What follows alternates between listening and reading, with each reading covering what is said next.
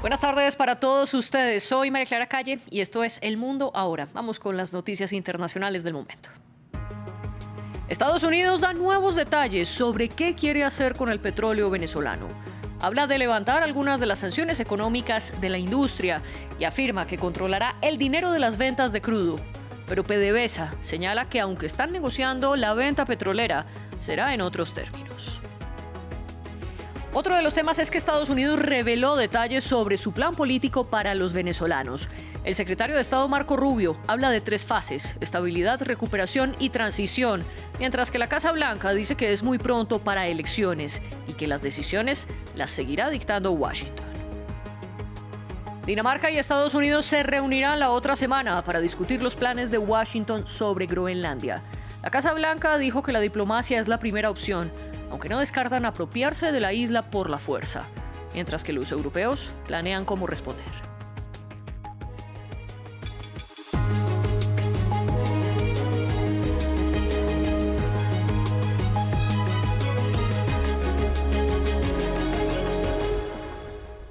Comenzamos hablando de Estados Unidos, porque el país quiere controlar de manera indefinida la venta del petróleo venezolano. Así lo afirmaron la Casa Blanca y el secretario de Energía, Chris Wright.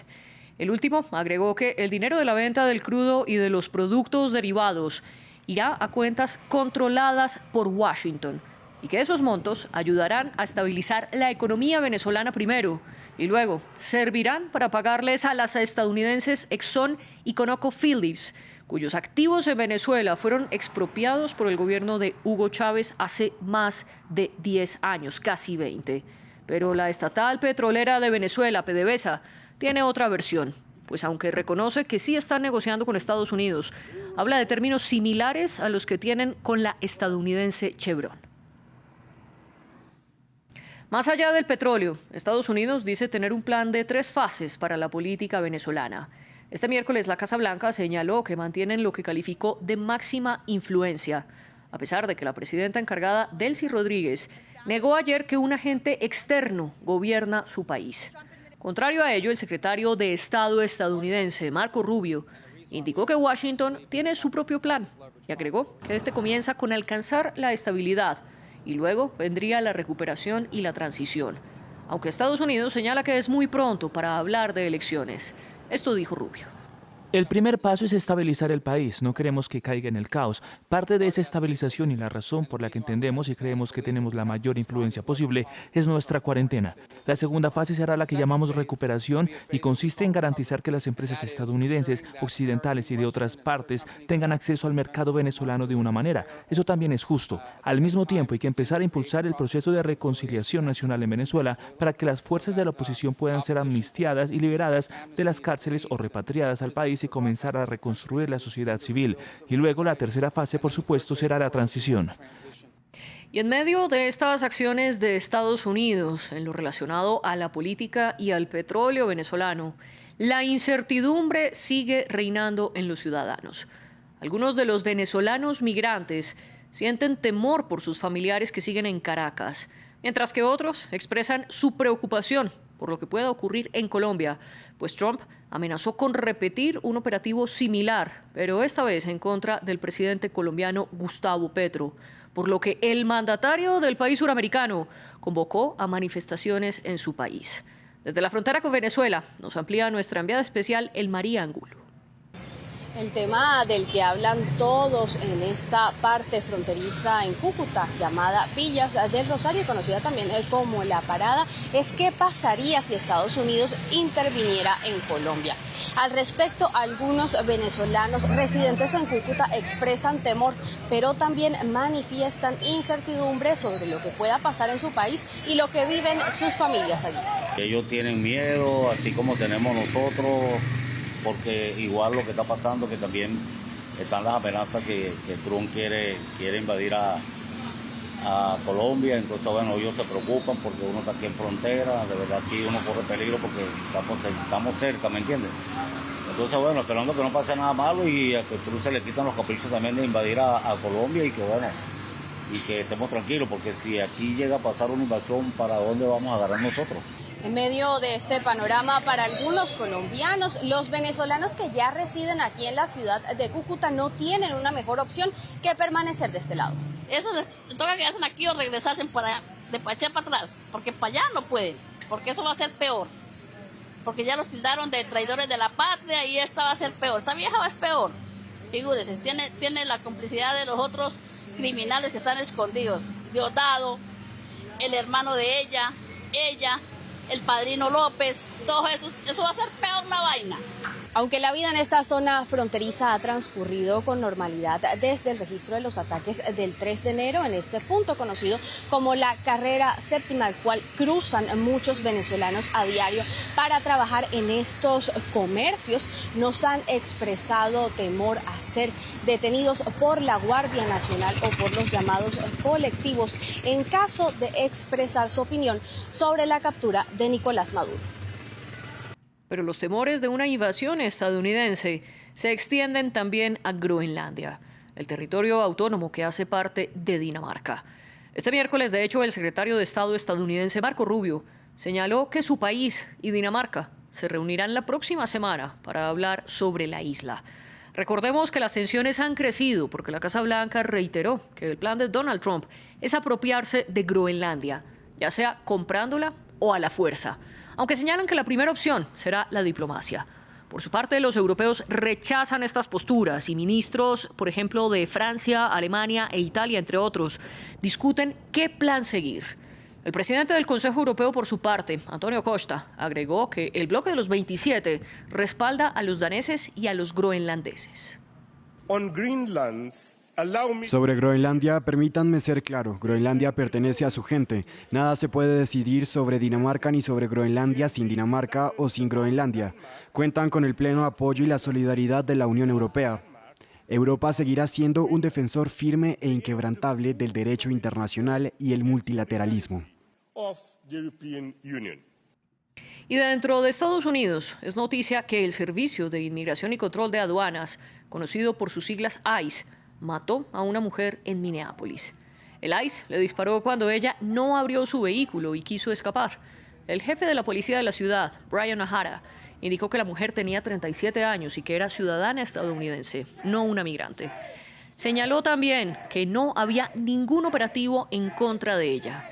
A pesar de esto, la secretaria de Seguridad Nacional, Kristi Noem, acusó a la mujer asesinada de cometer lo que llamó un acto de terrorismo doméstico, pues ICE asegura que la mujer usó su vehículo como un arma contra los agentes y Trump agregó que el disparo parece ser en defensa propia, algo que no comparte el gobernador demócrata de Minnesota. He visto el video. No crean en esta maquinaria de propaganda. El Estado garantizará una investigación completa, justa y expedita para garantizar la rendición de cuentas y la justicia. Hablemos ahora de Medio Oriente. En Siria, miles de personas huyeron de Alepo, en el norte del país, por los enfrentamientos entre el ejército y las fuerzas democráticas sirias, que son la alianza militar de las milicias kurdas. Los desplazados están siendo evacuados por la defensa civil, mientras que el fuego cruzado persiste en ambos bandos por segundo día consecutivo. El reporte es de Hugo Caro Jiménez. El norte de Siria es nuevamente escenario de desplazamiento. Este miércoles, residentes de la ciudad de Alepo abandonaron sus hogares por los nuevos enfrentamientos entre el gobierno sirio y las fuerzas democráticas sirias, lideradas por los kurdos. Los equipos de la defensa civil están hoy en alerta en los puntos de cruce o entrada por donde están saliendo nuestras familias de las zonas de Sheikh Mohammed y Ashrafat, además de los distritos vecinos de Al-Siria, Al-Midan y Al-Suelmayá. Las estamos transportando de forma segura a los lugares a los que desean ir, según sus deseos, o a refugios. En otro territorio kurdo, en Hasakah, miles de personas salieron a protestar en contra del recrudecimiento de la violencia en Alepo. Los grupos de mercenarios atacan a civiles, hospitales y residentes en esos barrios con el objetivo de desmoralizar a la población. Pero nosotros, todos los componentes del noreste de Siria y la administración autónoma, estamos dispuestos a sacrificarnos por ellos. Varios civiles han muerto por el fuego cruzado en los distritos de Alepo durante los últimos días. De hecho, este miércoles los combates en la zona continuaron, aumentando la presión sobre miles de kurdos que huyen y dejando muertos y heridos, según fuentes sanitarias de la ciudad, con el gobierno de facto exigiéndole a las fuerzas kurdas retirarse de los distritos atacados. Estos combates se producen luego de que el jefe de las Fuerzas Democráticas Sirias se reuniera en Damasco el domingo con autoridades sirias para negociar la integración de sus soldados al Ejército Nacional. Según el acuerdo firmado el pasado 10 de marzo entre los kurdos y el gobierno de facto de Ahmed al-Sharaa, el grupo del norte del país debía fusionarse con el ejército sirio para finales de 2025. Pero en medio de desacuerdos y pocos avances, ambos han mantenido ataques mientras negocian cómo cumplir con lo pactado.